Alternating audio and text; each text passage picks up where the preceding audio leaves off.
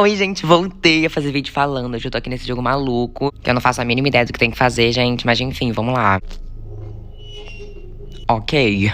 Ai, Sofia, me espera. Gente, eu tô indo com essa menina porque ela tá sabendo o que tá fazendo, e é isso. Ai, gente, uma coisa bem parkureira, né? Ai, meu Deus, que burra. Ok, tô sozinho, gente. Ah, tá aqui de volta. Tem que pular.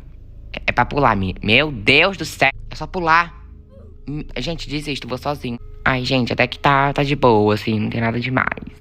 Gente, eu achei que era de terror e tá. Meu Deus do céu. Tá, gente, ok, tá tudo bem. Eu não sei pra onde eu vou subir aquela escada ali. Meu Deus, gente, de onde esse menino surgiu? Misericórdia, gente, ai meu Deus. Calma aí, moço. O melhor é eu aqui, de Barbie, né, todo lindo aqui, com essa roupa linda, preso. Ai.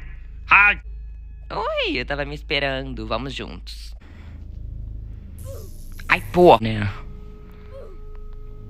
Ai. Enfermeira. Acho que é enfermaria. Meu Deus. Gente, que enfermaria é essa? Ai, meu Deus! Ai, gente, olha o trio aqui indo junto, que lindos, né?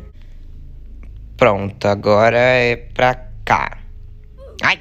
Do not enter. Meu filho, se eu não entrar, eu vou entrar onde? Que eu não tenho pra onde ir. Claim the hope.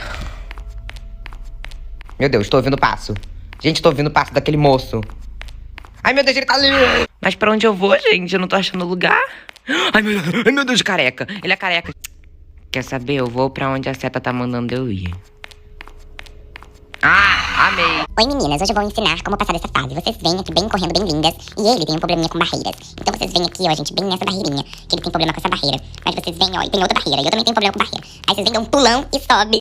E, gente, foi isso. Muito obrigada pelo carinho. Agora vamos continuar. Ai, gente, essa parte aqui foi tranquilinha. Só você... Ai, gente, que medo desse local assim. Ai, que susto.